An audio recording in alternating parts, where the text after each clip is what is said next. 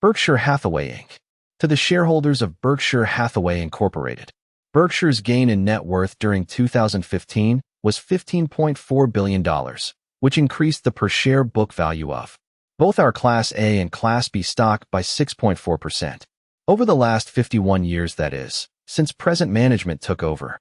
Per-share book value has grown from $19 to $155,501, a rate of 19.2% compounded annually.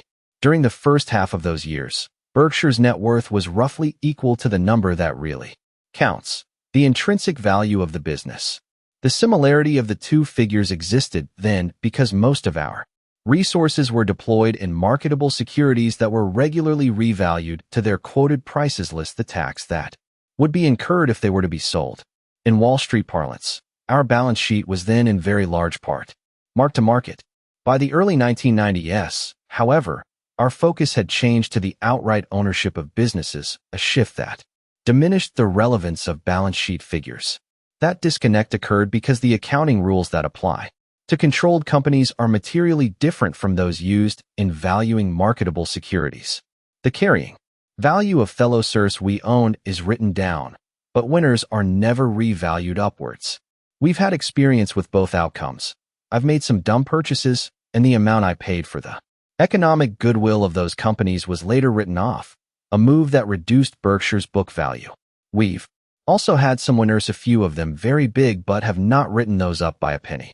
Over time, this asymmetrical accounting treatment with which we agree necessarily widens the gap between intrinsic value and book value. Today, the large and growing recorded gains at TOR winners make it clear that Berkshire's intrinsic value far exceeds its book value. That's why we would be delighted to repurchase our shares should they sell as slow as 120% of book value. At that level, purchases would instantly and meaningfully increase per-share intrinsic value for Berkshire's continuing shareholders. The unrecorded increase in the value of our owned businesses explains why Berkshire's aggregate market value gain tabulated on the facing page materially exceeds our book value gain. The two indicators vary erratically over short periods. Last year, for example, book value performance was superior. Over time, however, market value gains should continue their historical tendency to exceed gains in book value. All per-share figures used in this report apply to Berkshire's A shares. Figures for the B shares are 11,500 th of those shown for A. 3. The year at Berkshire.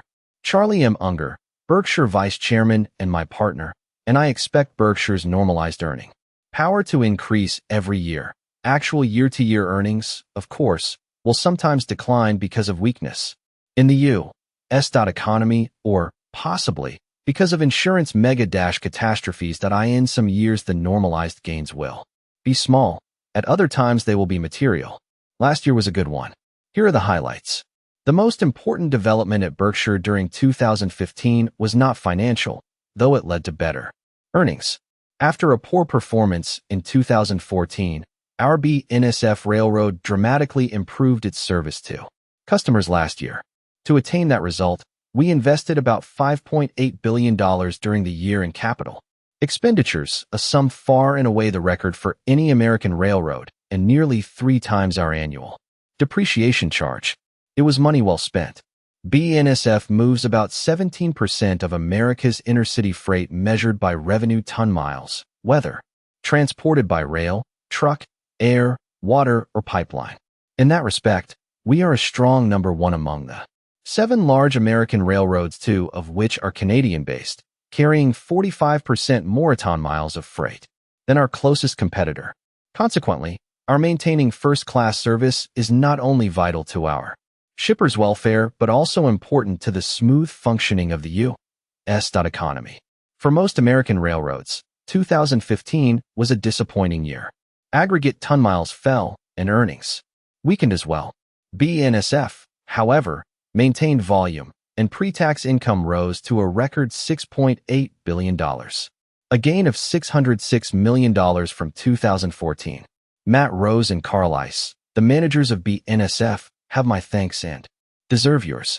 BNSF is the largest of our Powerhouse 5, a group that also includes Berkshire Hathaway Energy, Marmon, Lubrizol, and IMC. Combined, these companies are 5 most profitable non-insurance businesses. Earned $13.1 billion in 2015, an increase of $650 million over 2014. Of the 5, only Berkshire Hathaway Energy, then earning $393 million, was owned by us in 2003. Subsequently, we purchased 3 of the other 4 on an all-cash basis. In acquiring BNSF, however, we paid about 70% of the cost in cash and, for the remainder, issued Berkshire shares that increased the number outstanding by 6.1%. In other words, the $12.7 billion gain in annual earnings delivered Berkshire by the 5 companies over the 12-year span has been accompanied by only minor dilution. That satisfies our goal of not simply increasing earnings, but making sure we also increase per-share results. Next year, I will be discussing the Powerhouse 6. The newcomer will be Precision Castparts Corp., PCC, a business that we purchased a month ago for more than $32 billion of cash. PCC fits perfectly into the Berkshire model and will substantially increase our normalized per-share earning power.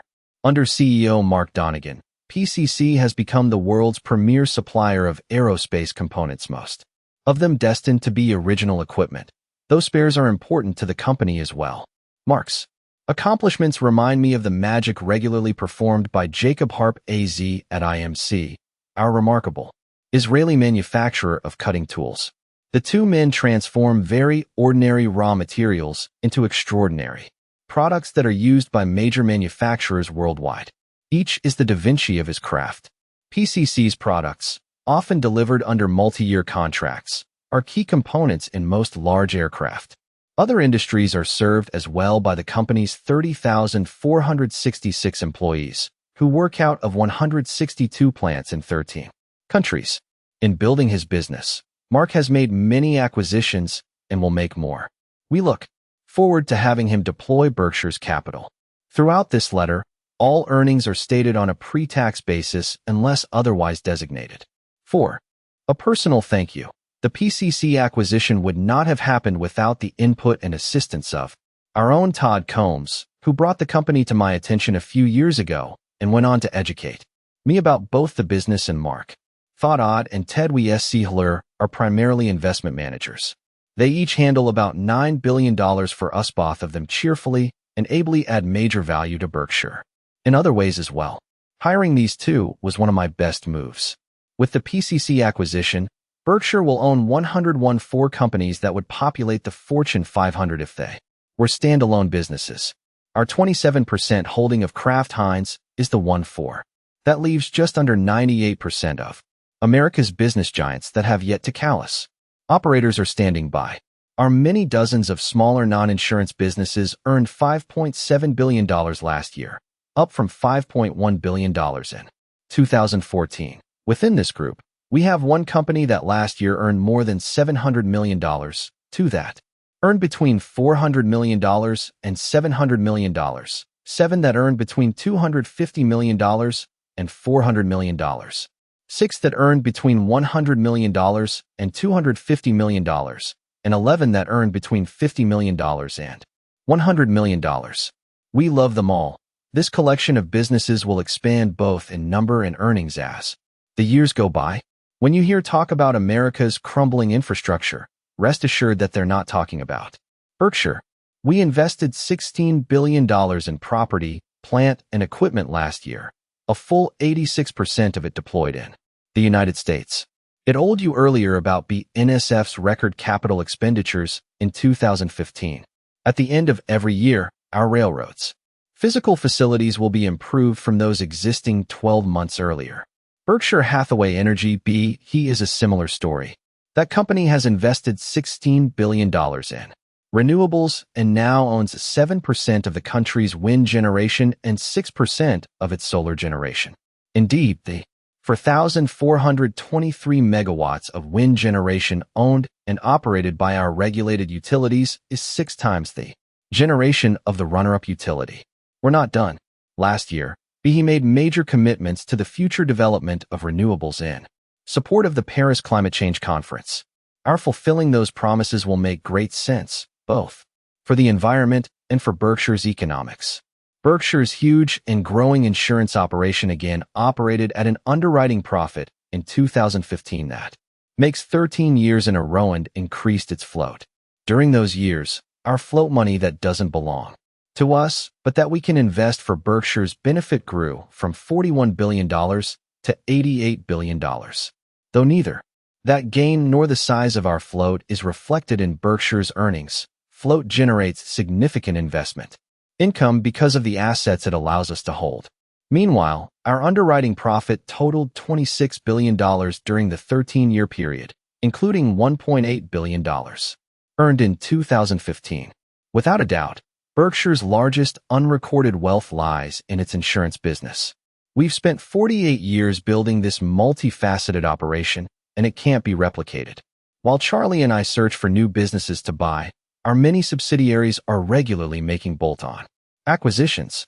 Last year, we contracted for 29 bolt-ons, scheduled to cost $634 million in aggregate. The cost of these purchases ranged from $300,000 to $143 million. Charlie and I encourage bolt-ons if they are sensibly priced. Most deals offered us most definitely aren't. These purchases deploy capital in operations that fit with our existing businesses, and that will be managed by our core of expert managers. That means no additional work for us, yet more earnings for Berkshire, a combination we find highly appealing. We will make many dozens of bolt-on deals in future years. 5. Our Heinz partnership with Jorge Paulo Lemann, Alex Baring, and Bernardo He more than doubled its size last year by merging with Kraft. Before this transaction, we owned about 53% of Heinz at a cost of $4.25 billion. Now we own 325.4 million shares of Kraft Heinz, about 27%, that cost us $9.8 billion. The new company has annual sales of $27 billion and can supply you Heinz ketchup or mustard to go with your Oscar Mayer hot dogs that come from the Kraft side. Add a Coke, and you will be enjoying my favorite meal that we will have the Oscar Mayer Wiener Mobile at the annual meeting. Bring your kids. Though we sold no Kraft Heinz shares, GAAP, generally accepted accounting principles, required us to record a $6.8 billion write-up of our investment upon completion of the merger. That leaves us with our Kraft Heinz holding carried on our balance sheet at a value many billions above our cost and many billions below its market value, an outcome only an accountant could love. Berkshire also owns Kraft Heinz preferred shares that pay us $720 million annually and are carried at $7.7 billion on our balance sheet. That holding will almost certainly be redeemed for $8.32 billion in June, the earliest date allowed under the preferred's terms. That will be good news for Kraft Heinz and bad news for Berkshire. Jorge Paulo and his associates could not be better partners. We share with them a passion to buy, build, and hold large businesses that satisfy basic needs and desires. We follow different paths, however, in pursuing this goal. Their method, at which they have been extraordinarily successful, is to buy companies that offer an opportunity for eliminating many unnecessary costs, and then very promptly make the moves that will get the job done. Their actions significantly boost productivity, the all-important factor in America's economic growth over the past 240 years. Without more output of desired goods and services per working hour, that's the measure of productivity, gains an economy inevitably stagnates. At much of corporate America, truly major gains in productivity are possible, a fact offering opportunities to Jorge Paulo and his associates. At Berkshire, we, too, crave efficiency and detest bureaucracy. To achieve our goals, however, we follow an approach emphasizing avoidance of bloat, buying businesses such as PCC that have long been run by cost-conscious and efficient managers. After the purchase, our role is simply to create an environment in which these CEOs and their eventual successors, who typically are like-minded, can maximize both their managerial effectiveness and the pleasure they derive from their jobs. With this hands-off style, I am heeding a well-known Hmong RSM. If you want to guarantee yourself a lifetime of misery, be sure to marry someone with the intent of changing their behavior. We will continue to operate with extreme, indeed, almost unheard of decentralization at Berkshire. But We will also look for opportunities to partner with Jorge Paulo, either as a financing partner, as was the case when his group purchased Tim Hortons, or as a combined equity and financing partner, as at Heinz. We also may occasionally partner with others, as we have successfully done at Berkshire. Berkshire, however, will join only with partners making friendly acquisitions. To be sure, certain hostile offers are justified. Some CEOs forget that it is shareholders for whom they should be working, while other managers are woefully inept. In either case, directors may be blind to the problem or simply reluctant to make the change required. That's when new faces are needed. We, though, will leave these opportunities for others. At Berkshire, we go only where we are welcome. 6. Berkshire increased its ownership interest last year in each of its big four investments: American Express, Coca-Cola, IBM, and Wells Fargo. We purchased additional shares of IBM, increasing our ownership to 8.4% versus 7.8% at year-end 2014, and Wells Fargo going to 9.8% from 9.4%. At the other two companies, Coca-Cola and American Express, stock repurchases raised our percentage ownership. Our equity in Coca-Cola grew from 9.2% to 9.3%, and our interest in American Express increased from 14.8% to 15.6%. In case you think these seemingly small changes aren't important, consider this math. For companies in aggregate, each increase of 1 percentage point in our ownership raises Berkshire's portion of their annual earnings by about $500 million. These four investees possess excellent businesses and are run by managers who are both talented and shareholder-oriented. Their returns on tangible equity range from excellent to staggering. At Berkshire, we much prefer owning an uncontrolling but substantial portion of a wonderful company to owning 100% of a SOSO business. It's better to have a partial interest in the Hope Diamond than to own all of a rhinestone. If Berkshire's year-end holdings are used as the marker, our portion of the Big Four's 2015 earnings amounted to $4.7 billion. In the earnings we report to you, however, we include only the dividends they pay us, about $1.8 billion last year. But make no mistake, the nearly $3 billion of these companies' earnings we don't report are every bit as valuable to us as the portion Berkshire records.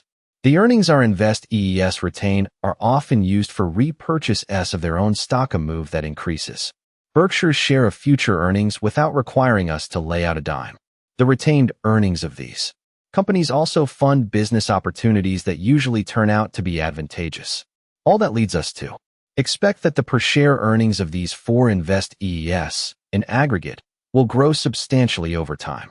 If gains do indeed materialize, dividends to Berkshire will increase, and so, too, will our unrealized capital gains. Our flexibility in capital allocation, our willingness to invest large sums passively in non-controlled businesses gives us a significant edge over companies that limit themselves to acquisitions they will operate. Woody Allen once explained that the advantage of being bisexual is that it doubles your chance of finding a date on Saturday night. In like manner, well, not exactly like manner, our appetite for either operating businesses or passive investments doubles our chances of finding sensible uses for Berkshire's endless gusher of cash. Beyond that, having a huge portfolio of marketable securities gives us a stockpile of funds that can be tapped when an elephant-sized acquisition is offered to us. It's an election year, and candidates can't stop speaking about our country's problems, which, of course, only they can solve. As a result of this negative drumbeat, many Americans now believe that their children will not live as well as they themselves do. That view is dead wrong. The babies being born in America today are the luckiest crop in history. American GDP per capita is now about $56,000. As I mentioned last year, that in real terms is a staggering 6 times the amount in 1930, the year I was born, a leap far beyond the wildest dreams of my parents or their contemporaries. U.S. citizens are not intrinsically more intelligent today, nor do they work harder than did Americans in 1930. Rather, they work far more efficiently and thereby produce far more. This all-powerful trend is certain to continue. America's economic magic remains alive and well. Some commentators bemoan our current 2% per year growth in real GDP, and yes, we would all like to see a higher rate. But let's do some simple math using the much-lamented 2% figure. That rate, we will see, delivers astounding gains. 7. America's population is growing about 0.8% per year, 0.5% from births minus deaths, and 0.3% from net migration. Thus, 2% of overall growth produces about 1.2% of per capita growth. That may not sound impressive, but in a single generation of, say, 25 years, that rate of growth leads to a gain of 34.4% in real GDP per capita. Compounding's effects produce the excess over the percentage that would result by simply multiplying 25 by 1.2%.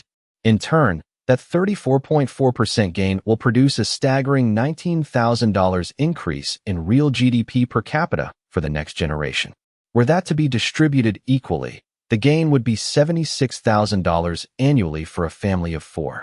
Today's politicians need not shed tears for tomorrow's children. Indeed, most of today's children are doing well. All families in my upper-middle-class neighborhood regularly enjoy a living standard better than that achieved by John D. Rockefeller Sr. at the time of my birth. His unparalleled fortune couldn't buy what we now take for granted, whether the field is to name just a few: transportation, entertainment, communication, or medical services. Rockefeller certainly had power and fame. He could not, however, live as well as my neighbors now do. Though the pie to be shared by the next generation will be far larger than today's, how it will be divided will remain fiercely contentious. Just as is now the case, there will be struggles for the increased output of goods and services between those people in their productive years and retirees, between the healthy and the infirm, between the inheritors and the Horatio Alger-esque, between investors and workers, and, in particular, between those with talents that are valued highly by the marketplace and the equally decent hardworking Americans who lack the skills. The market prizes. Clashes of that sort have forever been with us and will forever continue. Congress will be the battlefield. Money and votes will be the weapons. Lobbying will remain a growth industry. The good news, however, is that even members of the losing sides will almost certainly enjoy as they should far more goods and services in the future than they have in the past. The quality of their increased bounty will also dramatically improve. Nothing rivals the market system in producing what people want, nor, even more so, in delivering what people don't yet know they want. My parents, when young, could not envision a television set, nor did I, in my 50s, think I needed a personal computer. Both products, once people saw what they could do, quickly revolutionized their lives. I now spend 10 hours a week playing bridge online. And, as I write this letter, search is invaluable tome that I am not ready for Tinder, however. For 240 years it's been a terrible mistake to bet against America, and now is no time to start. America's golden goose of commerce and innovation will continue to lay more and larger eggs. America's Social Security promises will be honored and perhaps made more generous. And, yes, America's kids will live far better than their parents did. Considering this favorable tailwind, Berkshire and, to be sure, a great many other businesses will almost certainly prosper. The managers who succeed Charlie and me will build Berkshire's per share intrinsic value by following our simple blueprint of 1. Constantly improving the basic earning power of our many subsidiaries. 2. Further increasing their earnings through bolt-on acquisitions. 3. Benefiting from the growth of our investees. 4. Repurchasing Berkshire shares when they are available at a meaningful discount from intrinsic value. And 5. Making an occasional large acquisition.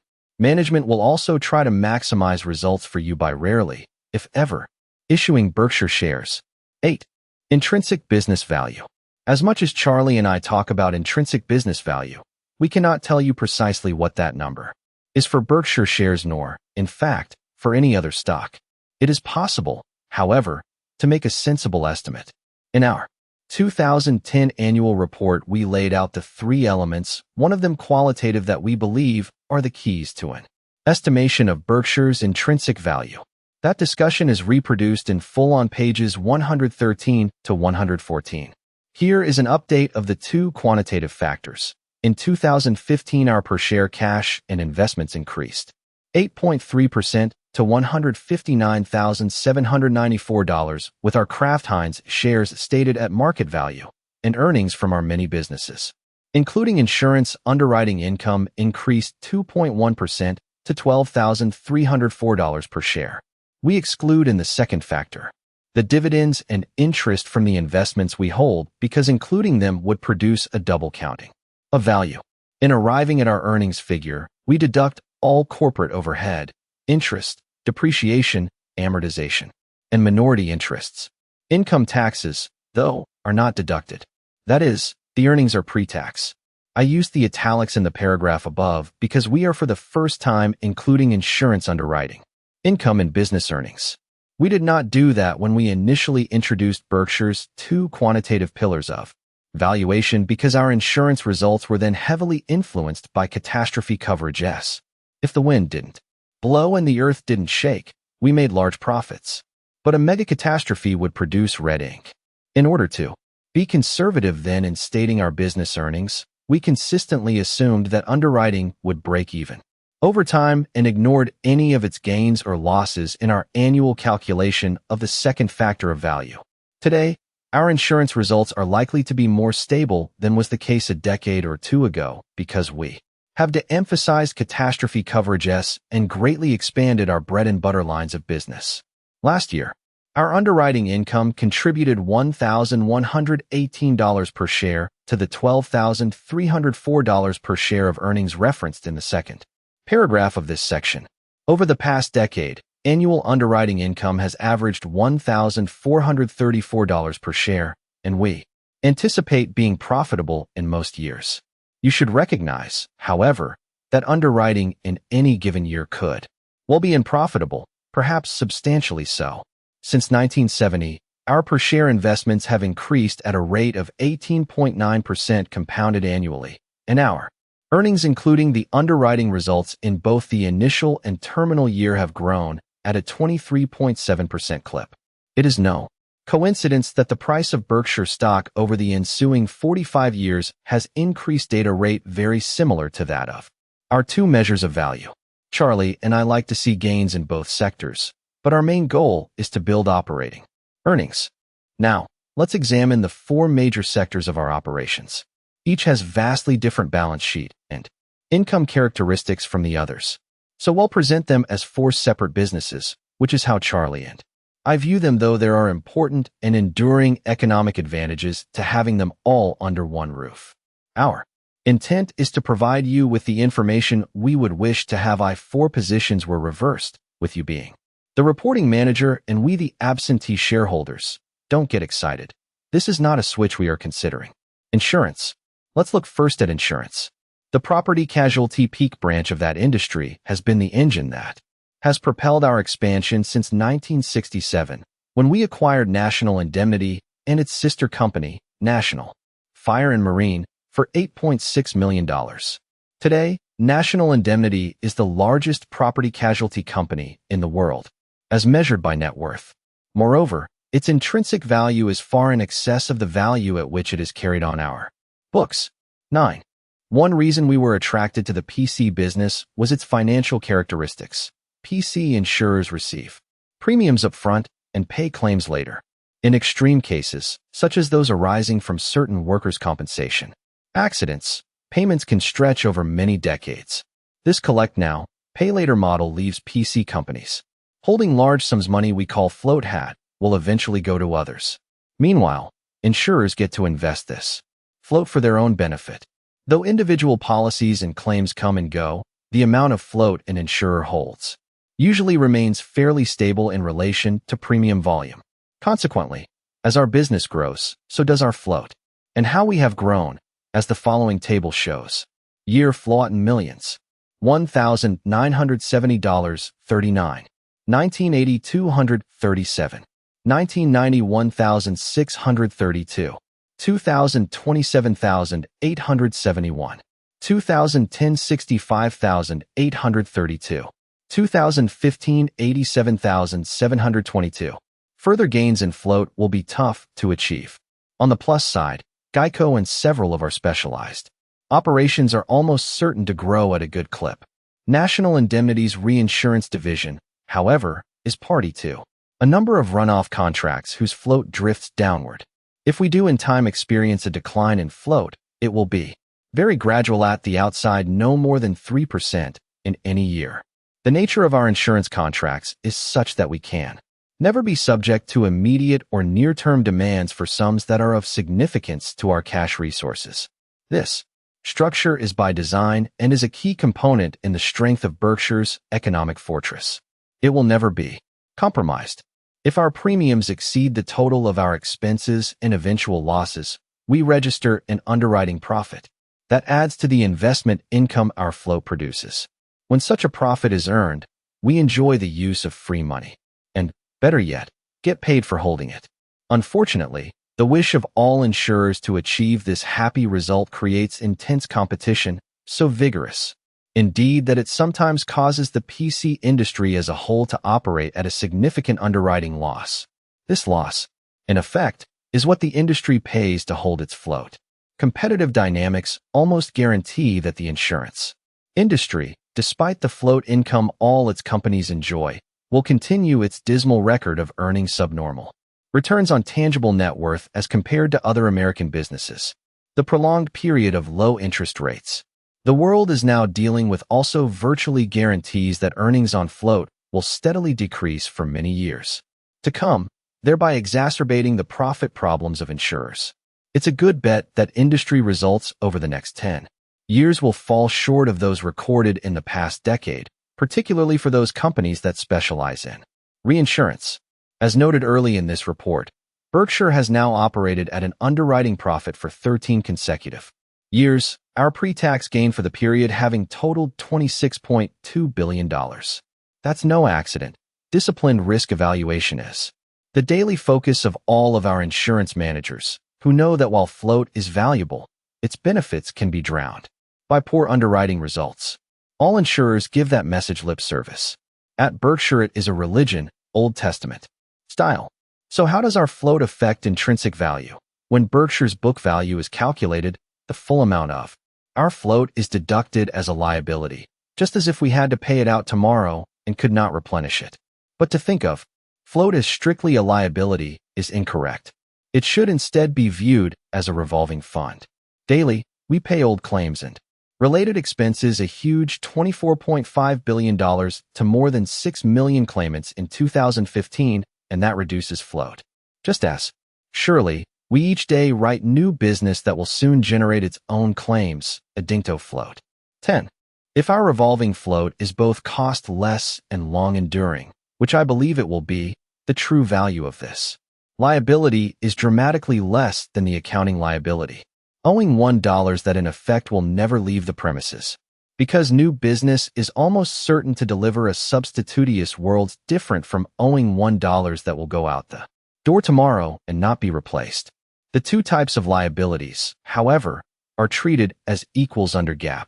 A partial offset to this overstated liability is a $15.5 billion goodwill asset that we incurred in buying our insurance companies, and that increases book value.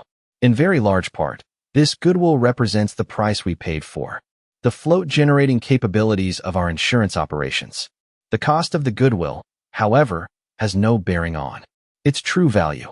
For example, if an insurance company sustains large and prolonged underwriting losses, any goodwill asset carried on the books should be deemed valueless, whatever its original cost. Fortunately, that does not describe Berkshire. Charlie and I believe the true economic value of our insurance goodwill, what we would happily pay for float of similar quality were we to purchase an insurance operation possessing it be far in excess of its historic carrying value. Indeed, almost the entire $15.5 billion we carry for goodwill in our insurance business was already on our books in 2000. Yet we subsequently tripled our float. Its value today is one reason, a huge reason, why we believe Berkshire's intrinsic business value substantially exceeds its book value. Berkshire's attractive insurance economics exist only because we have some terrific managers running disciplined operations that possess hard-to-replicate business models. Let me tell you about the major units. First by float size is the Berkshire Hathaway Reinsurance Group, managed by A.J. Jane. A.J. insures risks that no one else has the desire or the capital to take on. His operation combines capacity, speed, decisiveness, and, most important, brains in a manner unique in the insurance business. Yet he never exposes Berkshire to risks that are inappropriate in relation to our resources.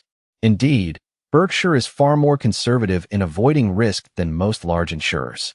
For example, if the insurance industry should experience a $250 billion loss from some mega catastrophe, a loss about triple anything it has ever experienced, Berkshire as a whole would likely record a significant profit for the year because of its many streams of earnings. We would also remain awash in cash and be looking for large opportunities to write business in an insurance market that might well be in disarray.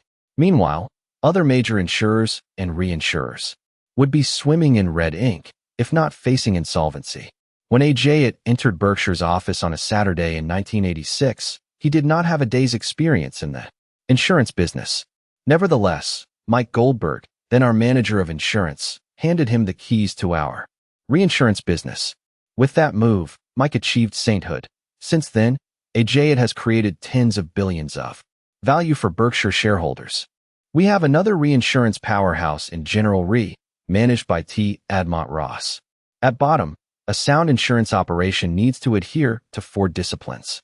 It must 1. Understand all exposures that might cause a policy to incur losses. 2. Conservatively assess the likelihood of any exposure actually causing a loss and the probable cost if it does. 3. Set a premium that, on average, will deliver a profit after both prospective loss costs and operating expenses are covered. And 4. Be willing to walk away if the appropriate premium can't be obtained. 11. Many insurers pass the first 3 tests and flunk the 4th. They simply can't turn their back on business that is being eagerly written by their competitors. That old line, the other guy is doing it, so we must as well, spells trouble in any business, but in none more so than insurance. Tad has observed all 4 of the insurance commandments, and it shows in his results. General Residential huge. Float has been considerably better than cost-free under his leadership, and we expect that, on average, to continue. We are particularly enthusiastic about General Residential International Life Reinsurance business, which has grown consistently and profitably since we acquired the company in 1998. It can be remembered that soon after we purchased General Re, it was beset by problems that caused commentators, and me as well, briefly to believe I had made a huge mistake. That day is long gone. General Re is now a gem. Finally, there is Geico, the insurer on which I cut my teeth 65 years ago. Geico is managed by Tony Nicely, who joined the company at 18 and completed 54 years of service in 2015. Tony became CEO in 1993, and since then the company has been flying. There is no better manager than Tony. In the 40 years that I've known him, his every action has made great sense. When I was first introduced to Geico in January 1951, I was blown away by the huge cost advantage the company enjoyed compared to the expenses borne by the giants of the industry. It was clear to me that Geico would succeed because it deserved to succeed. No one likes to buy auto insurance. Almost everyone, though, likes to drive. The insurance, consequently, needed is a major expenditure for most families. Savings matter to them and only a low-cost operation can deliver these. Indeed, at least 40% of the people reading this letter can save money by insuring with Geico. So stop reading right now and go to geico.com or call 800-368-2734. Geico's cost advantage is the factor that has enabled the company to gobble up market share year after year. We ended 2015 with 11.4% of the market compared to 2.5% in 1995 when Berkshire acquired control of Geico. The company's low costs create a moat, an enduring one that competitors are unable to cross. All the while, our Gecko never tires of telling Americans how Geico can save them important money. I love hearing the little guy deliver his message. 15 minutes could save you 15% or more on car insurance. Of course, there's always a grouch in the crowd. One of my friends says he is glad that only a few animals can talk, since the ones that do speak seem unable to discuss any subject but insurance. In addition to our three major insurance operations, we own a group of smaller companies that primarily write commercial coverage as. In aggregate, these companies are a large, growing, and valuable operation that consistently delivers an underwriting profit, usually much better than that reported by their competitors. Indeed, over the past 13 years, this group has earned $4 billion from underwriting about 13% of its premium volume, while increasing its float from $943 million to $9.9 billion. Less than 3 years ago, we formed Berkshire Hathaway Specialty Insurance BHSI, which we include in this group. Our first decision was to put Peter Eastwood in charge. That move was a home run. BHSI has already developed $1 billion of annual premium volume and, under Peter's direction, is destined to become one of the world's leading PC insurers. 12. Raise our cap of underwriting earnings and float by division. Underwriting profit year and float. In millions. Insurance operations 2015, 2014, 2015, 2014. BH Reinsurance. $421, $606, $44,108, $42,454. General Re. 132, 270, 71, 8560, 19280. Geico. 4601-159, 1514813569. Other primary. 824-626, 9906-8618. $1,837, $2,668, $87,722, $83,921. Berkshire's great managers, premier financial strength, and a variety of business models protected by wide moats amount to something unique in the insurance world.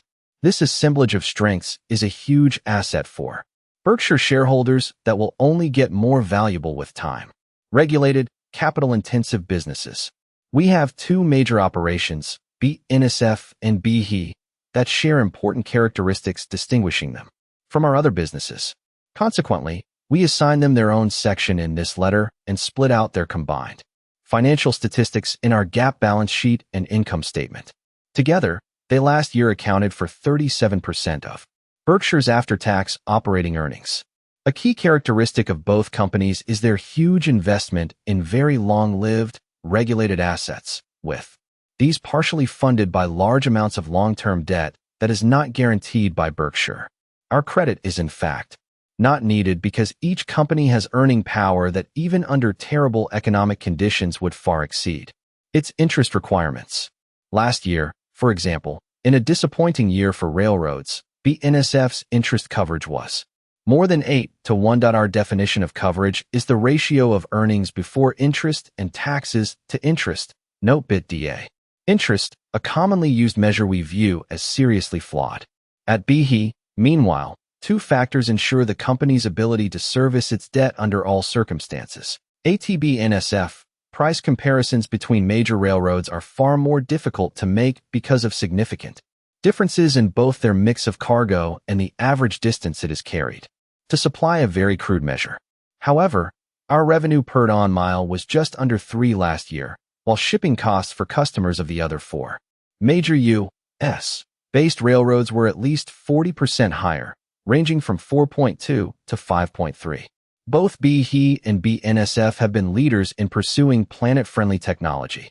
In wind generation, no state comes close to Iowa, where last year megawatt-hours we generated from wind equaled 47% of all megawatt-hours sold to our retail customers. Additional wind projects to which we are committed will take that figure to 58% in 2017. BNSF, like other Class 1 railroads, uses only a single gallon of diesel fuel to move a ton of freight, almost 500 miles. That makes the railroads 4 times as fuel efficient as trucks. Furthermore, railroads alleviate highway congestion and the taxpayer-funded maintenance expenditures that come with heavier traffic in a major way. Here are the key figures for BHE and BNSF. Berkshire Hathaway Energy 89.9% owned earnings in millions. Our income and expense data conforming to GAAP is on page 38. In contrast, the The operating expense. Figures above are non-GAAP because they exclude some purchase accounting items, primarily the amortization of certain intangible assets. We present the data in this manner because Charlie and I believe the adjusted numbers more accurately reflect the true economic expenses and profits of the businesses aggregated in the table than do GAAP figures. I want to explain all of the adjustments. Some are tiny and arcane, but serious investors should understand the disparate nature of intangible assets.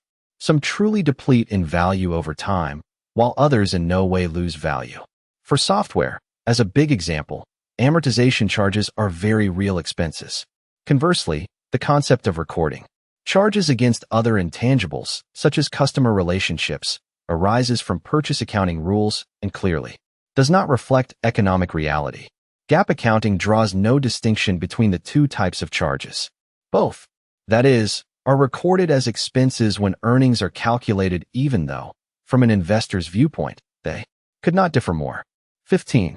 In the GAAP-compliant figures we show on page 38, amortization charges of $1.1 billion have been deducted as expenses.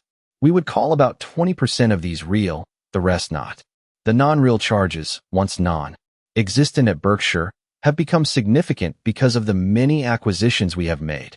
Non-real amortization charges are likely to climb further as we acquire more companies. The table on page 55 gives you the current status of our intangible assets as calculated by GAAP. We now have $6.8 billion left of amortizable intangibles, of which $4.1 billion will be expensed over the next 5 years. Eventually, of course, every dollar of these assets will be charged off. When that happens, reported earnings increase even if true earnings are flat. That my gift to my successor. I suggest that you ignore a portion of GAAP amortization costs. But it is with some trepidation that I do that, knowing that it has become common for managers to tell their owners to ignore certain expense items that are all too real. Stock-based compensation is the most egregious example. The very name says it all, compensation. If compensation isn't an expense, what is it? And if real and recurring expenses don't belong in the calculation of earnings, where in the world do they belong? Wall Street analysts often play their part in this charade, too, parroting the phony, compensation ignoring earnings figures fed them by management. Maybe the offending analysts don't know any better. Or maybe they fear losing access to management. Or maybe they are cynical, telling themselves that since everyone else is playing the game, why shouldn't they go along with it? Whatever their reasoning, these analysts are guilty of propagating misleading numbers that can deceive investors. Depreciation charges a more complicated subject, but are almost always true costs. Certainly they are at Berkshire. I wish we could keep our businesses competitive while spending less than our depreciation charge, but in 51 years I've yet to figure out how to do so. Indeed, the depreciation charge we record in our railroad business falls far short of the capital outlays needed to merely keep the railroad running properly, a mismatch that leads to GAAP earnings that are higher than true economic earnings. This overstatement of earnings exists at all railroads.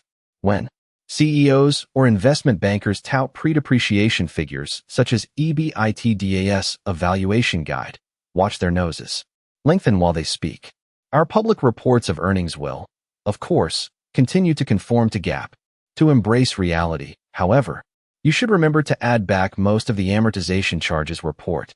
You should also subtract something to reflect BNSF's inadequate depreciation charge. Let's get back to our many manufacturing, service, and retailing operations, which sell products ranging from lollipops to jet airplanes. Some of this sector's businesses, measured by earnings on unleveraged net tangible assets, enjoy terrific economics, producing profits that run from 25% after tax to far more than 100%. Others generate good returns in the area of 12% to 20%. A few, however, these are serious mistakes I made in my job of capital allocation, have very poor returns. In most of these cases, I was wrong in my evaluation of the economic dynamics of the company or the industry in which it operates, and we are now paying the price for my misjudgments. At other times, I stumbled in evaluating either the fidelity or the ability of incumbent managers or ones I later appointed. I will commit more errors, you can count on that. If we luck out, they will occur at Tour's smaller operations. Viewed as a single entity, the companies in this group are an excellent business. They employed an average of $25.6 billion of net tangible assets during 2015, and, despite their holding large quantities of excess cash and using only token amounts of leverage, earned 18.4% after tax on that capital. 16. Of course, a business with terrific economics can be a bad investment if it is bought at too high a price. We have paid substantial premiums to net tangible assets for most of our businesses, a cost that is reflected in the large figure we show for goodwill and other intangibles. Overall, however, we are getting a decent return on the capital we have deployed in this sector. Earnings from the group should grow substantially in 2016 as Duracell and Precision Cast Parts enter the fold. We have far too many companies in this group to comment on them individually. Moreover, their competitors, both current and potential, read this report. In a few of our businesses, we might be disadvantaged if others knew our numbers. In some of our operations that are not of a size material to an evaluation of Berkshire. Therefore, we only disclose what is required. You can nevertheless find a good bit of detail about many of our operations on pages 88 to 91. Finance and financial products. Our 3 leasing and rental operations are conducted by Court Furniture, XDRA Semi-Trailers, and Marmon, primarily tank cars, but also freight cars, intermodal tank containers, and cranes. These companies are industry leaders and have substantially increased their earnings as the American economy has gained strength. At each of the 3, we have invested more money in new equipment than have many of our competitors, and that's paid off. Dealing from strength is one of Berkshire's enduring advantages. Kevin Clayton has again delivered an industry-leading performance at Clayton Homes, the second largest home builder in America. Last year, the company sold 34,397 homes, about 45% of the manufactured homes bought by Americans.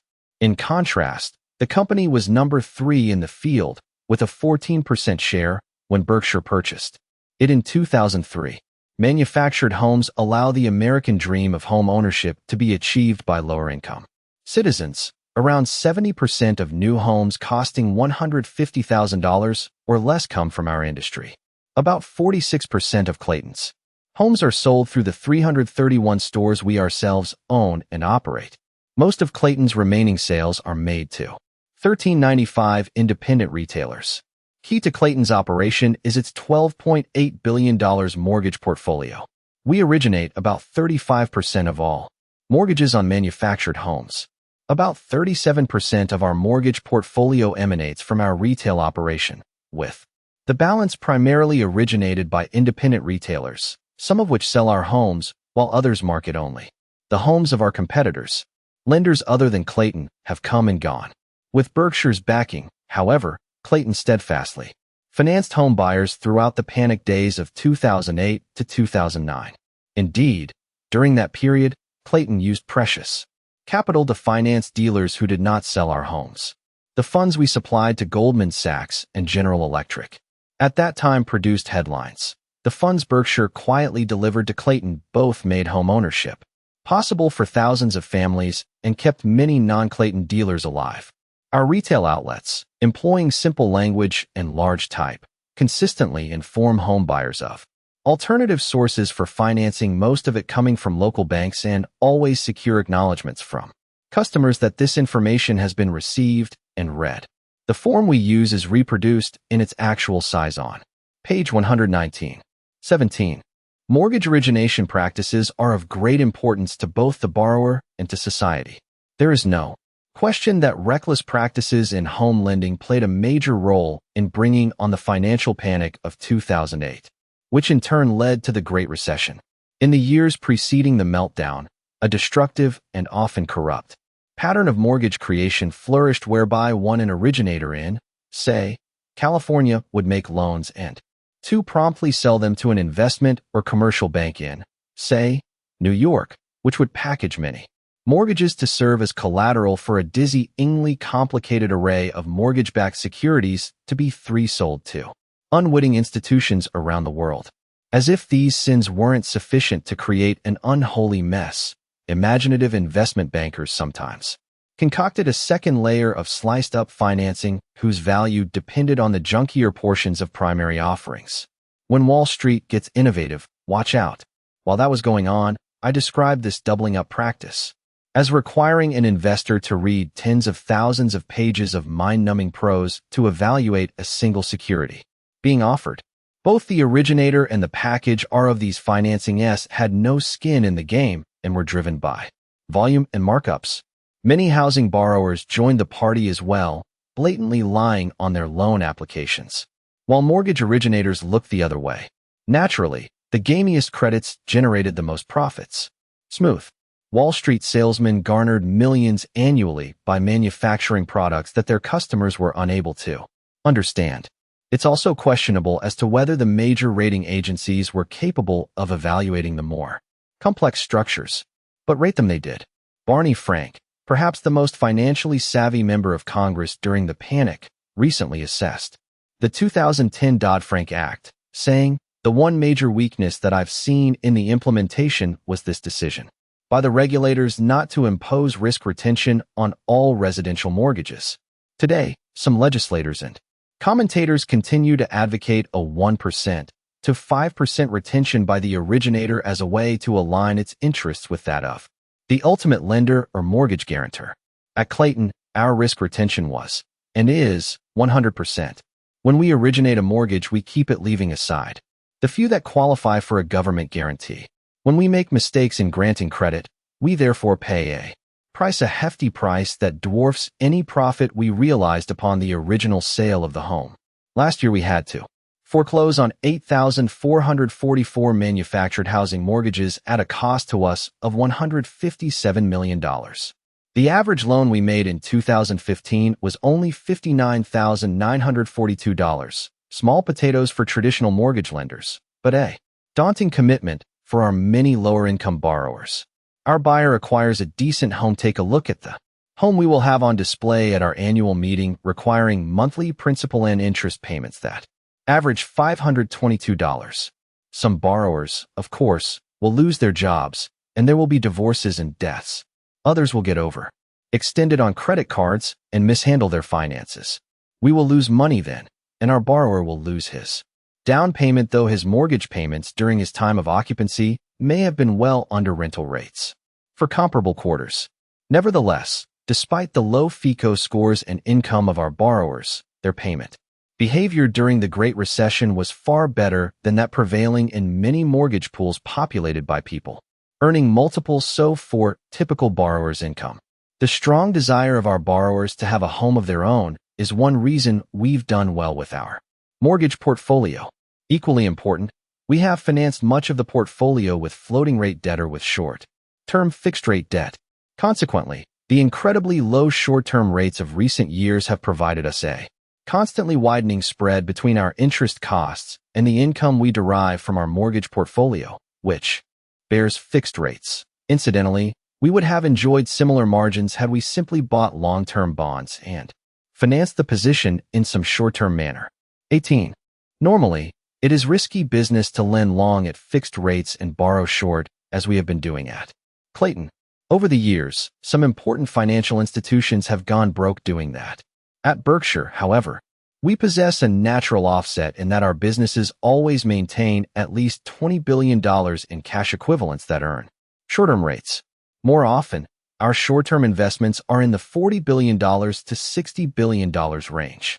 If we have, say, $60 billion invested at 1.4% or less, a sharp move to higher short-term rates would bring benefits to us far exceeding the higher financing costs we would incur in funding Clayton's $13 billion mortgage portfolio. In banking terms, Berkshire and always will be heavily asset-sensitive and will consequently benefit from rising interest rates. Let me talk about one subject of which I am particularly proud, that having to do with regulation. The Great Recession caused mortgage originators, service RS and package RS, to come under intense scrutiny and to be assessed many billions of dollars in fines and penalties. The scrutiny has certainly extended to Clayton, whose mortgage practices have been continuously reviewed and examined in respect to such items as origination, servicing, collections, advertising, compliance, and internal controls. At the federal level, we answer to the Federal Trade Commission, the Department of Housing and Urban Development, and the Consumer Financial Protection Bureau. Dozens of states regulate us as well. During the past 2 years, indeed, various federal and state authorities from 25 states examined and reviewed Clayton and its mortgages on 65 occasions. The result? Our total fines during this period were $38,200 and our refunds to customers, $704,678. Furthermore, though we had to foreclose on 2.64% of our manufactured home mortgages last year, 95.4% of our borrowers were current on their payments at year-end as they moved toward owning a debt-free home. Marmon's rail fleet expanded to 133,220 units by year-end, a number significantly increased by the company's purchase of 25,085 cars from General Electric on September 30th. If our fleet was connected to Form A single train, the engine would be in Omaha and the caboose in Portland, Maine. At year-end, 97% of our rail cars were leased, with about 15 to 17% of the fleet coming up for renewal each year. Though tank cars sound like vessels carrying crude oil, only about 7% of our fleet carries that product. Chemicals and refined petroleum products are the lead items we transport. When trains roll by, look for the UTLX or PROC or markings that identify our tank cars. When you spot the brand, puff out your chest. You own a portion of that car. Investments. Below we list our 15 common stock investments that at year-end had the largest market value. We exclude our Kraft Heinz holding because we are part of a control group and account for it on the equity method. Berkshire has one major equity position that is not included in the table. We can buy 700 million shares of Bank of America at any time prior to September 2021 for $5 billion. At year-end, these shares were worth $11.8 billion. We are likely to purchase them just before expiration of our option, and, if we wish, we can use our $5 billion of Bank of America 6% preferred to fund the purchase. In the meantime, it is important for you to realize that Bank of America is, in effect, our fourth largest equity investment and one we value highly. 20. Productivity and prosperity. Earlier, I told you how our partners at Kraft Heinz root out inefficiencies, thereby increasing output per hour of employment. That kind of improvement has been the secret sauce of America's remarkable gains in living standards since the nation's founding in 1776. Unfortunately, the label of secret is appropriate. Too few Americans fully grasp the linkage between productivity and prosperity. To see that connection, let's look first at the country's most dramatic example: farming, and later examine 3 Berkshire-specific areas. In 1900, America's civilian workforce numbered 28 million. Of these, 11 million, a staggering 40% of the total, worked in farming. The leading crop then, as now, was corn. About 90 million acres were devoted to its production, and the yield per acre was 30 bushels, for a total output of 2.7 billion bushels annually. Then came the tractor, and one innovation after another that revolutionized such keys to farm productivity as planting, harvesting, irrigation, fertilization, and seed quality. Today, we devote about 85 million acres to corn. Productivity, however, has improved yields to more than 150 bushels per acre, for an annual output of 13 to 14 billion bushels. Farmers have made similar gains with other products. Increased yields, though, are only half the story. The huge increases in physical output have been accompanied by a dramatic reduction in the number of farm laborers' human input. Today, about 3 million people work on farms, a tiny 2% of our 158 million person workforce. Thus, improved farming methods have allowed tens of millions of present-day workers to utilize their time and talents in other endeavors. Our allocation of human resources that enables Americans of today to enjoy huge quantities of non-farm goods and services they would otherwise lack. It's easy to look back over the 115-year span and realize how extraordinarily beneficial agricultural innovations have been, not just for farmers, but, more broadly, for our entire society. We would not have anything Close to the America we now know had we stifled those improvements in productivity that IT was fortunate that horses couldn't vote that on a day-to-day basis. However, talk of the greater good must have rung hollow to farmhands who lost their jobs to machines that performed routine tasks far more efficiently than humans ever could. We will examine this flip side to productivity gains later in this section. For the moment, however, let's move on to 3 stories of efficiencies that have had major consequences for Berkshire subsidiaries. Similar transformations have been commonplace throughout American business. In 1947, shortly after the end of World War II, the American workforce totaled 44 million. About 1.35 million workers were employed in the railroad industry. The revenue ton-miles of freight moved by Class 1 railroads that year totaled 655 billion. By 2014, Class 1 railroads carried 1.85 trillion ton-miles, an increase of 182%, while employing only 187,000 workers, a reduction of 86% since 1947. Some of this change involved passenger-related employees, but most of the workforce reduction came on the freight side. As a result of this staggering improvement in productivity, the inflation-adjusted price for moving a ton-mile of freight has fallen by 55% since 1947, a drop saving shippers about $90 billion annually in current dollars. Another startling statistic: if it took as many people now to move freight as it did in 1947, we would need well over 3 million railroad workers to handle present volumes. Of course, that level of employment would raise freight charges by a lot. Consequently, nothing close to today's volume would actually move. 21. Our own BNSF was formed in 1995 by a merger between Burlington Northern and Santa Fe. In 1996, the merged company's first full year of operation, for 11 million ton-miles of freight were transported by 45,000 employees. Last year, the comparable figures were 702 million ton-miles plus 71% and 47,000 employees, plus only 4%. That dramatic gain in productivity benefits both owners and shippers. Safety ATB NSF has improved as well. Reportable injuries were 2.04 per 200,000 man-hours in 1996 and have since fallen more than 50% to 0.95. A bit more than a century ago, the auto was invented, and around it formed an industry that insures cars and their drivers. Initially, this business was written through traditional insurance agencies, the kind dealing in fire insurance. This agency-centric approach included high commissions and other underwriting expenses that consumed about 40 of the premium dollar.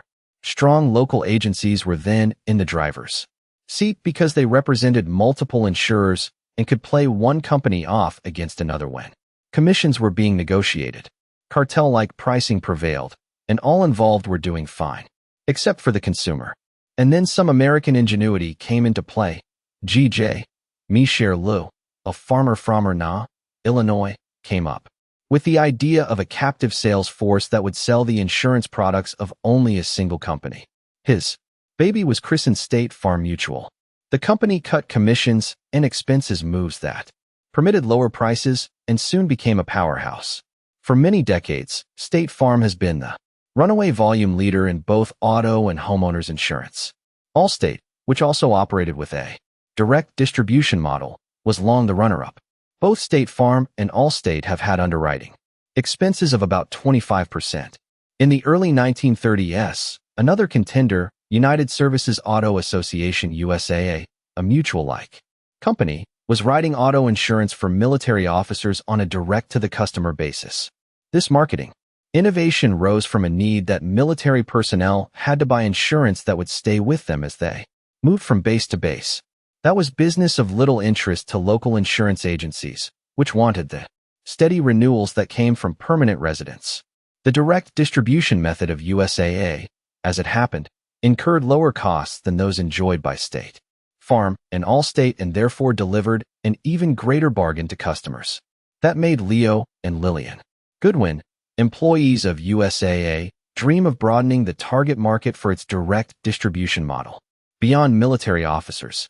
In 1936, starting with $100,000 of capital, they incorporated government employees insurance company, later compressing this mouthful to Geico. Their fledgling did $238,000 of auto insurance business in 1937, its first full year. Last year, Geico did $22.6 billion, more than double the volume of USAA. Though the early bird gets the worm, the second mouse gets the cheese. Geico's underwriting expenses in 2015 were 14.7% of premiums, with USAA being the only large company to achieve a lower percentage.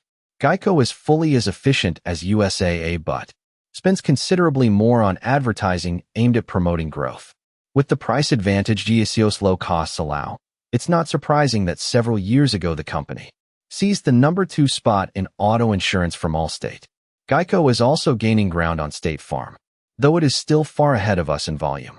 On August 30th, 2030, my 100th birthday, I plan to announce that Geico has taken over the top spot.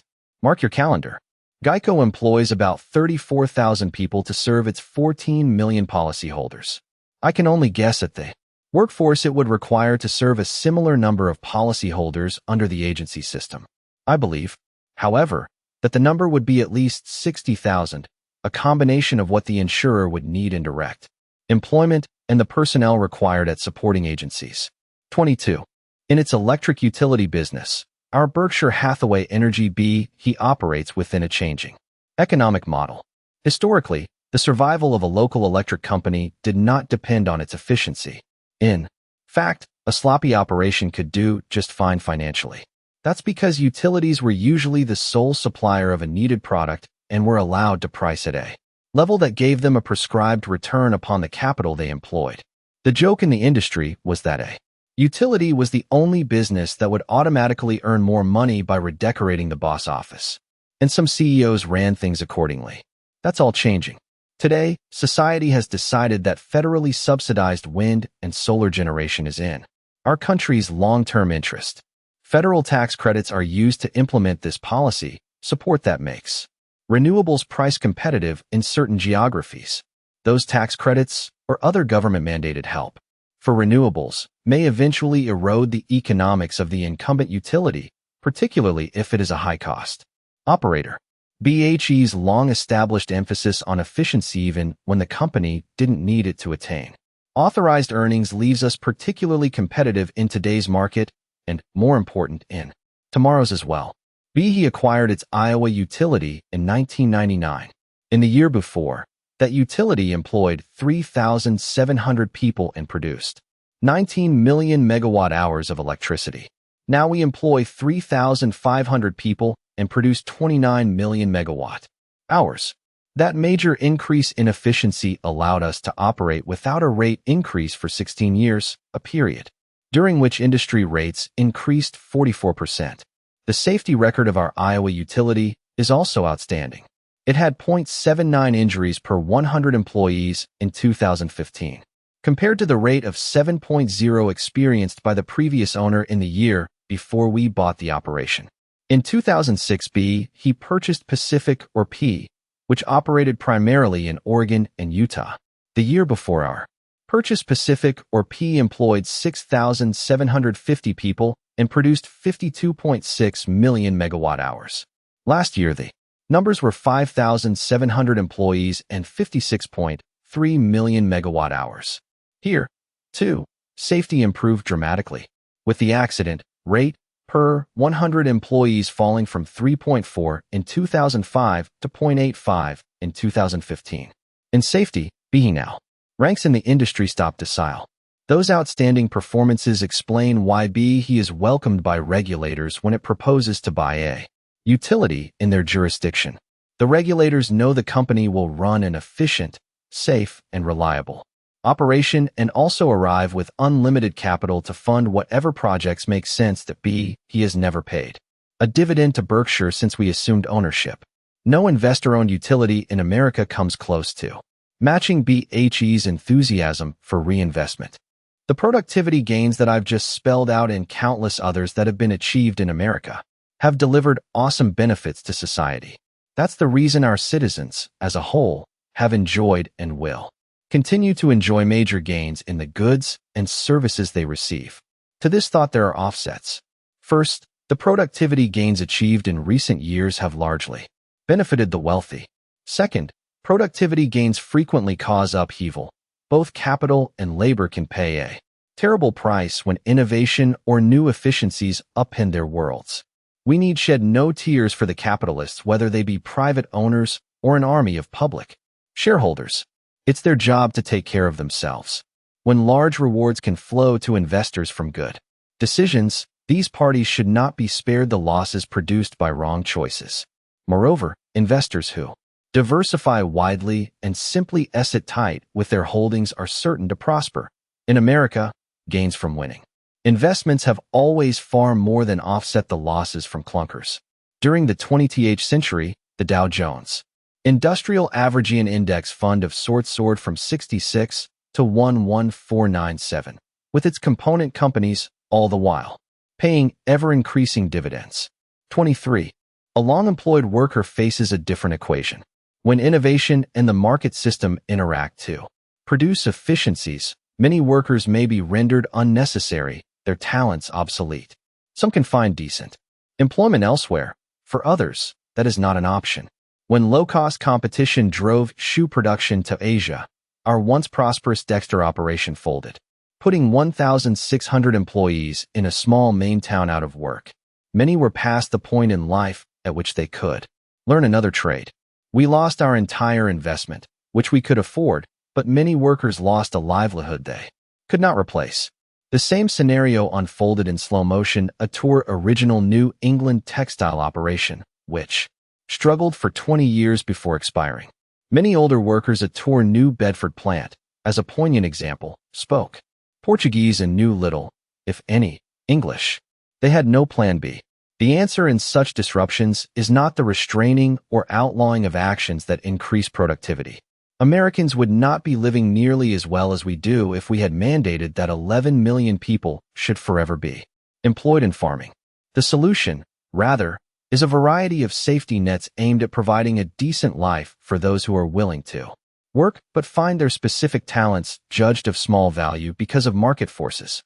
I personally favor a reformed and expanded earned income tax credit that would try to make sure America works for those willing to work. The price of achieving ever-increasing prosperity for the great majority of Americans should not be penury for the unfortunate. Important risks. We, like all public companies, are required by the SEC to annually catalog risk factors in our 10K.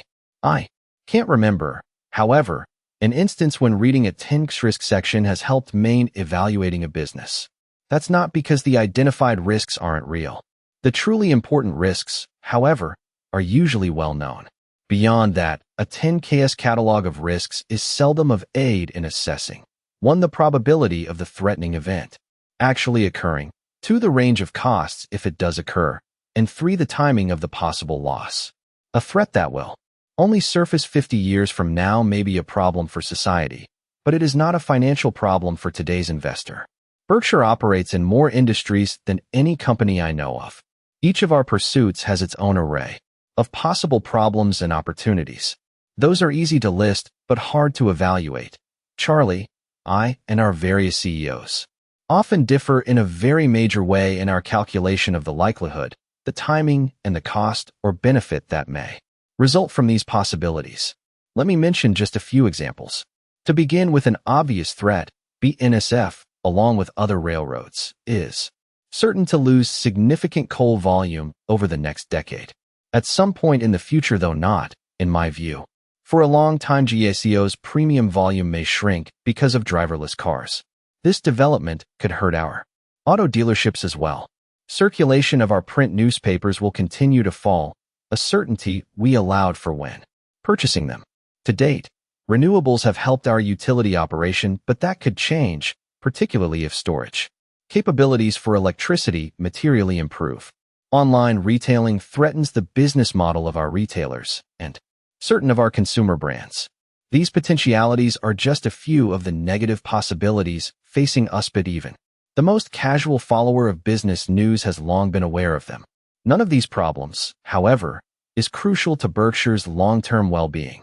When we took over the Company in 1965, its risks could have been encapsulated in a single sentence.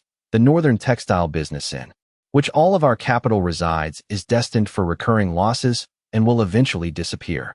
That development, however, was no death knell. We simply adapted, and we will continue to do so. 24. Every day Berkshire managers are thinking about how they can better compete in an always changing world. Just as vigorously, Charlie and I focus on where a steady stream of funds should be deployed. In that respect, we possess a major advantage over one-industry companies, whose options are far more limited. I firmly believe that Berkshire has the money, talent, and culture to plow through the sort of adversities I've itemized above and many more and to emerge with ever greater earning power. There is, however, one clear, present, and enduring danger to Berkshire against which Charlie and I are powerless. That threat to Berkshire is also the major threat our citizenry faces, a successful as defined by the aggressor cyber, biological, nuclear, or chemical attack on the United States. That is a risk Berkshire shares with all of American business. The probability of such mass destruction in any given year is likely very small. It's been more than 70 years since I delivered a Washington Post newspaper headlining the fact that the United States had dropped the first atomic bomb. Subsequently, we've had a few close calls but avoided catastrophic destruction. We can thank our government and luck for this result. Nevertheless, what's a small probability in a short period approaches certainty in the longer run. If there is only one chance in 30 of an event occurring in a given year, the likelihood of it occurring at least once in a century is 96.6%. The added bad news is that there will forever be people and organizations, and perhaps even nations that would like to inflict maximum damage on our country. Their means of doing so have increased exponentially during my lifetime. Innovation has its dark side. There is no way for American corporations or their investors to shed this risk. If an event occurs in the U.S. that leads to mass devastation, the value of all equity investments will almost certainly be decimated. Noon knows what the day after will look like. I think, however, that Einstein's 1949 appraisal remains apt. I know not with what weapons World War III will be fought, but World War IV will be fought with sticks and stones. I am writing this section because we have a proxy proposal regarding climate change to consider at this year's annual meeting. The sponsor would like us to provide a report on the dangers that this change might present to our insurance operation and explain how we are responding to these threats. It seems highly likely, Tone, that climate change poses a major problem for the planet. I say highly likely, rather than certain, because I have no scientific aptitude and remember well the dire predictions of most experts about Y2K. It would be foolish, however, for me or anyone to demand 100% proof of huge forthcoming damage to the world if that outcome seemed at all possible and if prompt action had even a small chance of thwarting the danger. This issue bears a similarity to Pascal's wager on the existence of God. Pascal, it may be recalled, argued that if there were only a tiny probability that God truly existed, it made sense to behave as if he did because the rewards could be infinite, whereas the lack of belief risked eternal misery. Likewise, if there is only a 1% chance the planet is heading toward a truly major disaster, and delay means passing a point of no return, inaction now is foolhardy. Call this Noah's Law. If an ark may be essential for survival, begin building it today, no matter how cloudless the skies appear. It's understandable that the sponsor of the proxy proposal believes Berkshire is especially threatened by climate change because we are a huge insurer covering all sorts of risks. The sponsor may worry that property losses will skyrocket because of weather changes, and such worries might, in fact, be warranted if we wrote 10 or 20-year policies at fixed prices. But insurance policies are customarily written for 1 year and repriced annually to reflect changing exposures. Increased possibilities of loss translate promptly into increased premiums. 25. Think back to 1951 when I first became enthused about Geico. The company's average loss per policy was then about $30 annually. Imagine your reaction if I had predicted then that in 2015 the loss costs would increase to about $1,000 per policy. Wouldn't such skyrocketing losses prove disastrous, you might ask? Well, no. Over the years, inflation has caused a huge increase in the cost of repairing both the cars and the humans involved in accidents. But these increased costs have been promptly matched by increased premiums. So, paradoxically, the upward march in loss costs has made insurance companies far more valuable. If costs had remained unchanged, Berkshire would now own an auto insurer doing $600 million of business annually rather than one doing $23 billion. Up to now, climate change has not produced more frequent nor more costly hurricanes nor other weather-related events covered by insurance. As a consequence, U.S. supercat rates have fallen steadily in recent years, which is why we have backed away from that business. If supercats become costlier and more frequent, the likely, though far from certain effect on Berkshire's insurance business would be to make it larger and more profitable. As a citizen, you may understandably find climate change keeping you up nights. As a homeowner in a low-lying area, you may wish to consider moving. But when you are thinking only as a shareholder of a major insurer, climate change should not be on your list of worries. The annual meeting. Charlie and I have finally decided to enter the 21st century. Our annual meeting this year will be webcast worldwide in its entirety. To view the meeting, simply go to https://finance.yahoo.com/k live stream at 9 a.m. Central Daylight Time on Saturday, April 30th th. The Yahoo webcast will begin with a half hour of interviews with managers, directors, and shareholders. Then, at 9:30, Charlie and I will commence answering questions. This new arrangement will serve two purposes. First, it may level off or modestly decrease attendance at the meeting. Last year's record of more than 40,000 attendees strained our capacity. In addition to quickly filling the CenturyLink Center's main arena, we packed its overflow rooms and then spilled into two large meeting rooms at the adjoining Omaha Hilton. All major hotels were sold out notwithstanding Airbnb's stepped-up presence. Airbnb was especially helpful for those visitors on limited budgets. Our second reason for initiating a webcast is more important. Charlie is 92, and I am 85. If we were partners with you in a small business and were charged with running the place, you would want to look in occasionally to make sure we hadn't drifted off into la-la land. Shareholders, in contrast, should not need to come to Omaha to monitor how we look and sound. In making your evaluation, be kind. Allow for the fact that we didn't look that impressive when we were at tour best.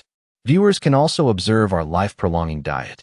During the meeting, Charlie and I will each consume enough Coke, C's fudge, and C's peanut brittle to satisfy the weekly caloric needs of an NFL lineman. Long ago, we discovered a fundamental truth. There's nothing like eating carrots and broccoli when you're really hungry and want to stay that way.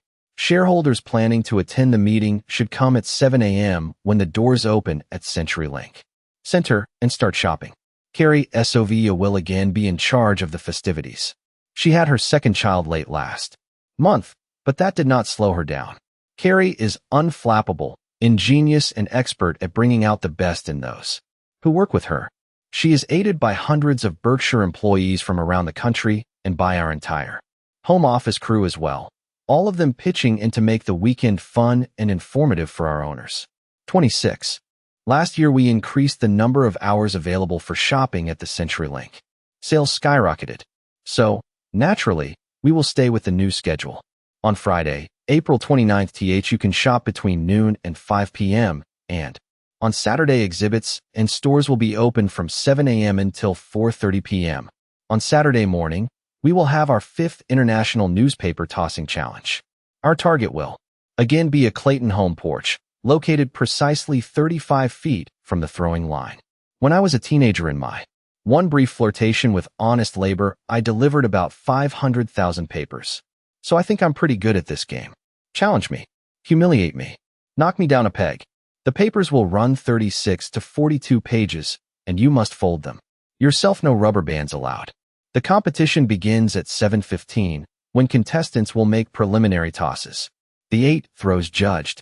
Most accurate 4 made by contestants 12 or under, and 4 made by the older set will compete against meat. 7:45, the young challengers will each receive a prize. But the older ones will have to beat me to take anything home. And be sure to check out the Clayton home itself. It can be purchased for $78,900, fully installed on land. You provide. In past years, we've made many sales on the meeting day. Kevin Clayton will be on hand with his order book. At 8:30 a.m., a new Berkshire movie will be shown. An hour later, we will start the question and answer period, which including a break for lunch at CenturyLink stands will last until 3:30 p.m. After a short recess, Charlie and I will convene the annual meeting at 3:45 p.m. This business session typically lasts only a half hour or so and can safely be skipped by those craving a little last-minute shopping. Your venue for shopping will be the 194,300 square foot hall that adjoins the meeting and in which products from dozens of Berkshire subsidiaries will be for sale. Say hello to the many Berkshire managers who will be captaining their exhibits. And be sure to view the terrific BNSF railroad layout that salutes all of our subsidiaries.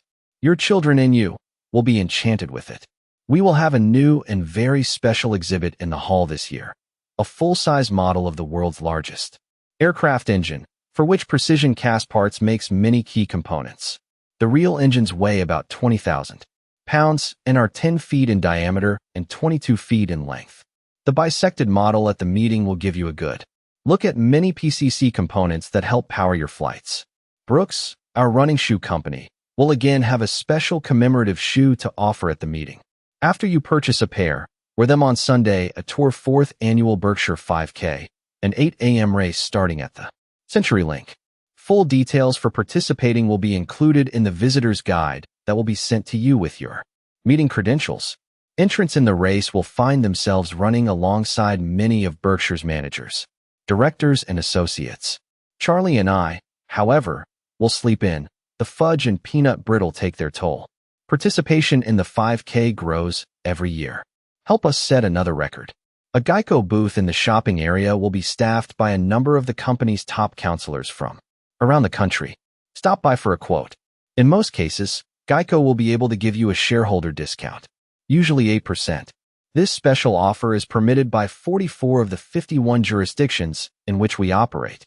One supplemental point. The discount is not additive if you qualify for another discount, such as that available to certain groups. Bring the details of your existing insurance and check out our price. We can save many of you real money. Spend the savings on our other products. 27. Be sure to visit the Bookworm. It will carry about 35 books and DVDs, among them a couple of new titles. Andy Kilpatrick will introduce and be glad to sign the latest edition of his all-encompassing coverage of Berkshire. It's 1,304 pages and weighs 9.8 pounds. My blurb for the book, ridiculously skimpy. Check out Peter Bevelin's new book as well. Peter has long been a keen observer of Berkshire. We will also have a new, 20-page longer edition of Berkshire's 50-year commemorative book that at last year's meeting sold 12,000 copies. Since then, Carrie and I have uncovered additional material that we find fascinating, such as some very personal letters sent by Grover Cleveland to Edward Butler, his friend and the then publisher of the Buffalo News. Nothing from the original edition has been changed or eliminated, and the price remains $20. Charlie and I will jointly sign 100 copies that will be randomly placed among the 5,000 available for sale at the meeting. My friend, Phil Buth, has written Limping on Water, an autobiography that chronicles his life at Capital Cities Communications and tells you a lot about its leaders, Tom Murphy and Dan Burke. These two were the best managerial duo both in what they accomplished and how they did it. Charlie and I ever witnessed. Much of what you become in life depends on whom you choose to admire and copy. Start with Tom Murphy, and you'll never need a second exemplar. Finally, Jeremy Miller has written Warren Buffett's Ground Rules, a book that will debut at the annual meeting. Mr. Miller has done a superb job of researching and dissecting the operation of Buffett Partnership Ltd. and of explaining how Berkshire's culture has evolved from its BPL origin. If you are fascinated by investment theory and practice, you will enjoy this book. An attachment to the proxy material that is enclosed with this report explains how you can obtain the credential you will need for admission to both the meeting and other events. Airlines have sometimes jacked up prices for the Berkshire weekend. If you are coming from far away, compare the cost of flying to Kansas City versus Omaha. The drive between the two cities is about 21 hours, and it may be that Kansas City can save you significant money, particularly if you had planned to rent a car in Omaha. The savings for a couple could run to $1,000 or more. Spend that money with us.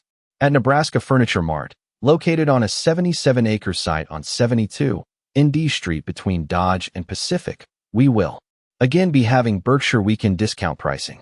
Last year in the week encompassing the meeting, the store did a record $44,239,493 of business. If you repeat that figure to a retailer, he is not going to believe you.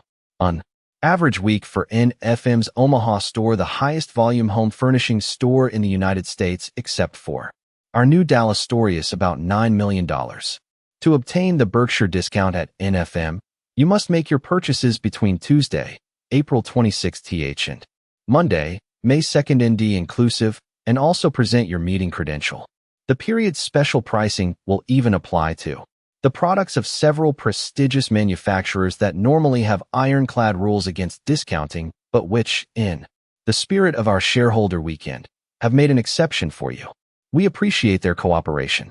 During Berkshire weekend, NFM will be open from 10 a.m. to 9 p.m. Monday through Friday, 10 a.m. to 9:30 p.m. on Saturday, and 10 a.m. to 8 p.m. on Sunday.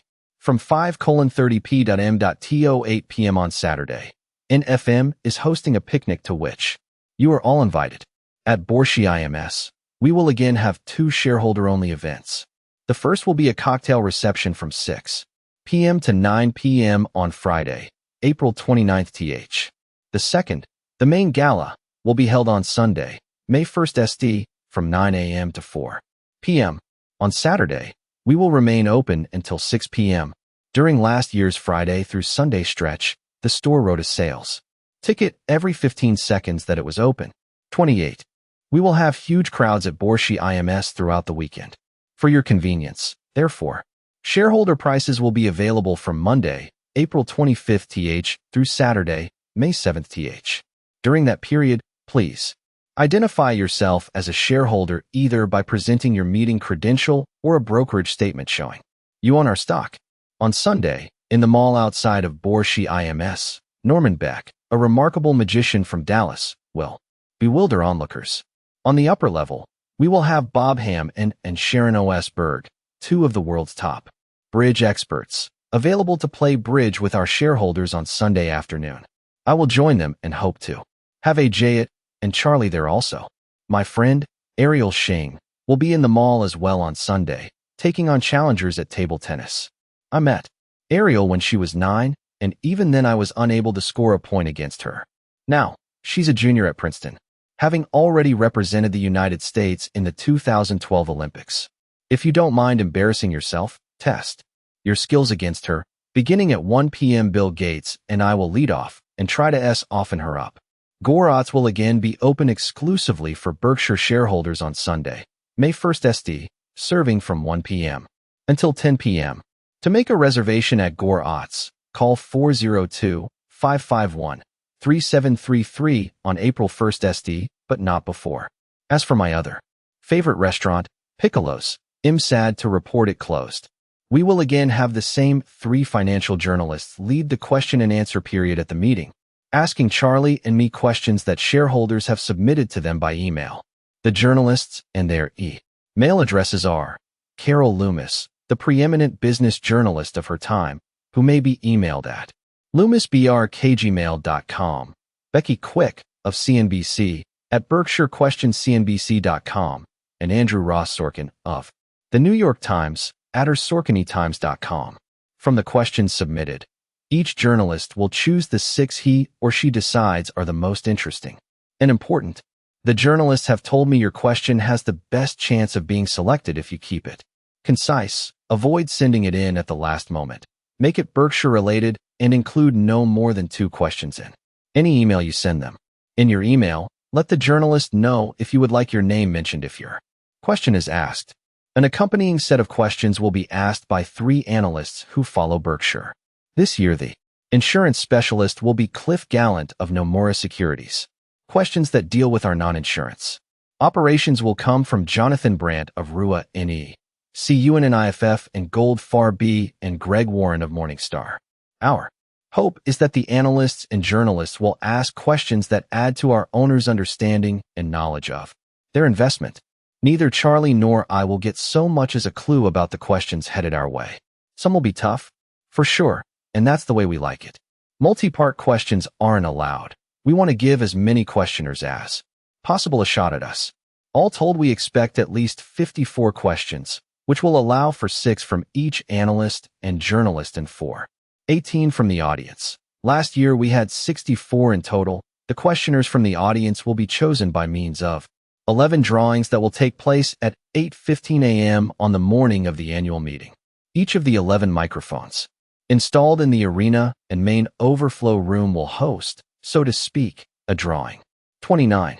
While I'm on the subject of our owners gaining knowledge, let me remind you that Charlie and I believe all shareholders should simultaneously have access to new information that Berkshire releases and, if possible, should also have adequate time to digest and analyze it before any trading takes place.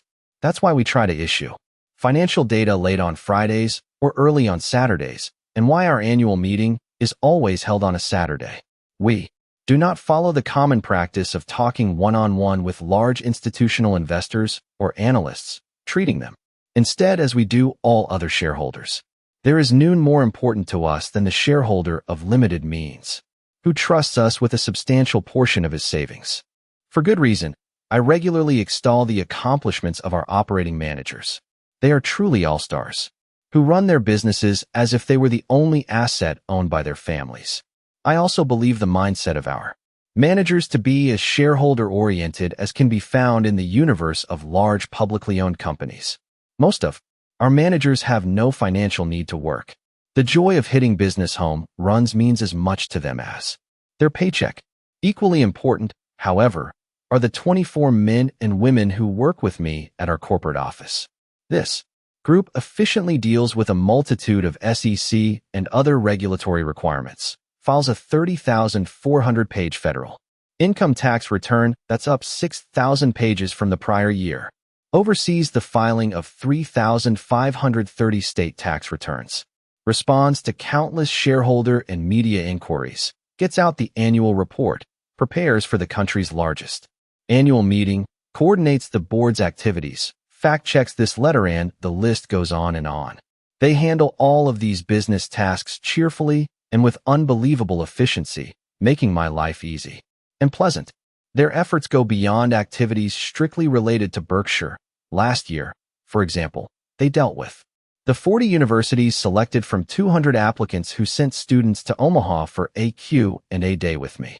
They also handle all kinds of requests that I receive, arrange my travel, and even get me hamburgers and French fries, smothered in Heinz ketchup, of course, for lunch. No CEO has it better. I truly do feel like tap dancing to work every day. In fact, my job becomes more fun every year. In 2015, Berkshire's revenues increased by $16 billion. Look carefully, however, at the 2 pictures on the facing page.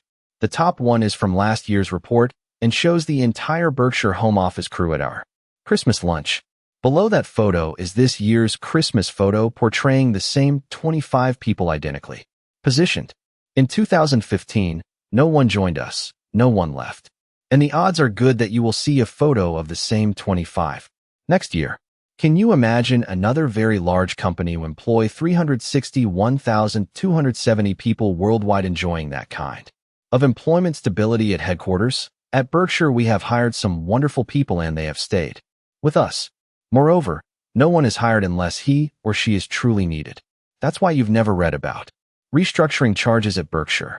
On April 30th, come to Omaha, the cradle of capitalism, and meet my gang. They are the best. February 272016 Warren E. Buffett, Chairman of the Board. 30.